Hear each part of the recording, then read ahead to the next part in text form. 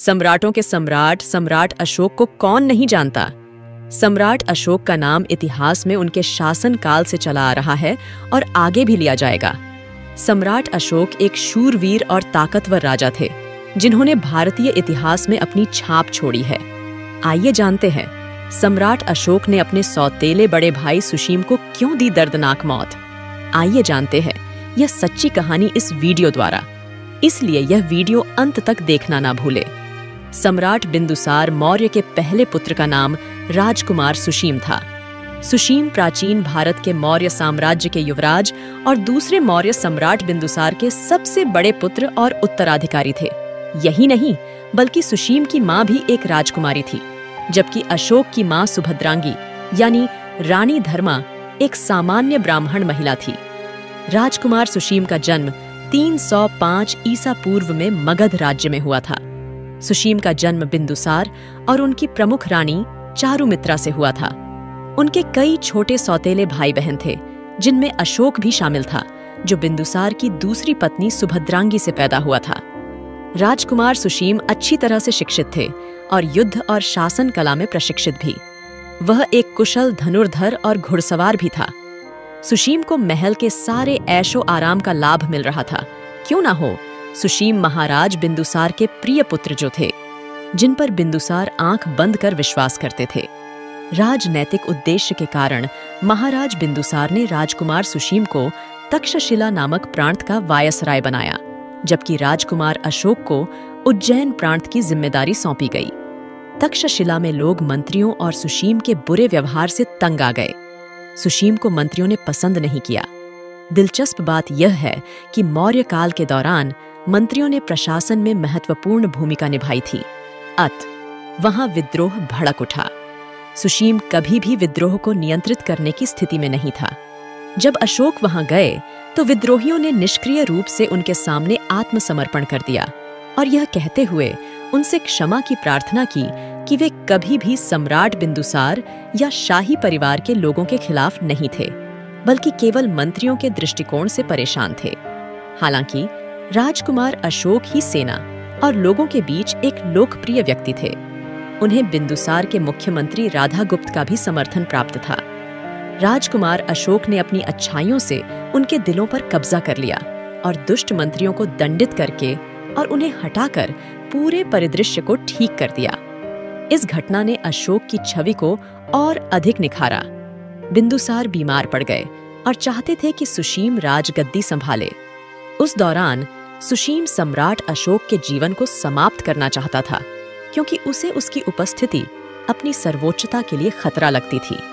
महाराज बिंदुसार अपने बेटे सुशीम को सिंहासन पर बैठने का मौका खोते हुए नहीं देख सकते थे और इसलिए उन्होंने मृत्यु तक उपवास करके अपना जीवन समाप्त करने का फैसला किया और 272 ईसा पूर्व में 47वें वर्ष में उनकी मृत्यु हो गई।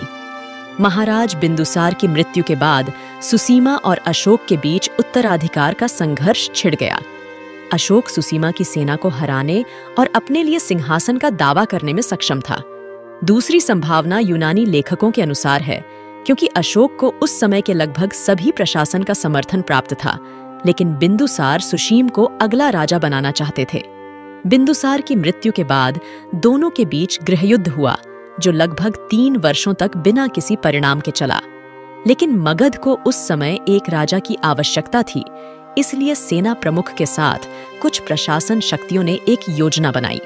योजना यह थी कि उन्होंने अशोक, सुशीम और उसके बाकी भाइयों की एक बैठक बुलाई, जिसमें बिना किसी हथियार के भाग लेना आवश्यक था। लेकिन उन लोगों की चतुराई से अशोक अपने सेना प्रमुख और उनके साथ तलवार लेकर बैठक कक्ष के अंदर प्रवेश कर गए। बैठक कक्ष में राजकुमार अशोक और उनके सौतेले भाइयों के बीच बहस हुई। बात इतनी आगे बढ़ गई कि इसी बीच अशोक ने सुशीम को छोड़कर उसके सभी भाइयों को मार डाला, जिन्होंने अशोक का समर्थन नहीं किया। लेकिन उस समय राजकुमार अशोक ने सुशीम की जान को बख्श दिया, क्योंकि राजकुमार अशोक सुशीम को अलग तरीके से मारना चाहता था। अशोक सुशीम को मारना नहीं चाहता। लेकिन एक घटना घटी। सुशीम अशोक की पहली पत्नी देवी को मारने के लिए आया था। उस समय देवी गर्भवती थी, क्योंकि भविष्यवाणी यह थी कि अशोक और देवी का बेटा सिलोन पर विजय प्राप्त करेगा। देवी को बचाते वक्त रानी धर्मा की मृत्यु हो गई थी। हम सभी जानते हैं कि सम्राट अशोक अपनी मां से कितना प्रेम करते थे। अपनी मां के हत्या का बदला लेने के लिए राजकुमार अशोक अपने सौतेले भाई सुशीम को मारना चाहते थे। अशोक वंदना के अनुसार उत्तराधिकार के युद्ध में अशोक ने अपने भाई विताशोक को छोड़कर अपने सभी भाइयों को मार डाला। उत्तराधिकार के लिए युद्ध 4 वर्षों तक चला। अशोकवदान में सुशीम की हत्या और मृत्यु का वर्णन है। राजकुमार अशोक ने सुशीम को धोखे से अंगारों से भरे गड्ढे में प्रवेश करा दिया। इस तरह राजकुमार अशोक ने सिंहासन का अंतिम उत्तराधिकारी बनने के लिए सुशीम को मार डाला। उत्तराधिकार के युद्ध में 270 से 274 ईसा पूर्व के आसपास सुशीम का वध राजकुमार अशोक द्वारा हुआ। मृत्यु के समय राजकुमार सुशीम में उम्र महज 35 वर्ष थी। राजकुमार सुशीम मौर्य के मृत्यु से मौर्य साम्राज्य के इतिहास में एक प्रमुख मोड़ लिया था। जब सम्राट अशोक मगध की राजगद्दी पर बतौर राजा बैठे, उस समय उनकी उम्र करीब 29 साल के करीब थी। मौर्य शासन में सम्राट अशोक ने लगभग 40 वर्षों तक शासन किया। अशोक भारतीय इतिहास के महानतम सम्राटों में से एक बने। उन्हें बौद्ध धर्म के प्रचार और शांति और अहिंसा को बढ़ावा देने के उनके प्रयासों के लिए जाना जाता है, जिसके बाद लगभग 232 ईसा पूर्व में पाटलिपुत्र में उम्र के 70 साल में सम्राट अशोक जी की मृत्यु हुई थी। दोस्तों, इसी तरह की इंटरेस्टिंग वीडियोस देखने के लिए हमारे YouTube चैनल ग्लोबल थिंक को सब्सक्राइब जरूर करें और हाँ, बेल बटन को दबाना ना भूलें ताकि आपको आने वाली वीडियो की जानकारी मिल सके। वीडियो देखने के लिए थैंक यू सो मच।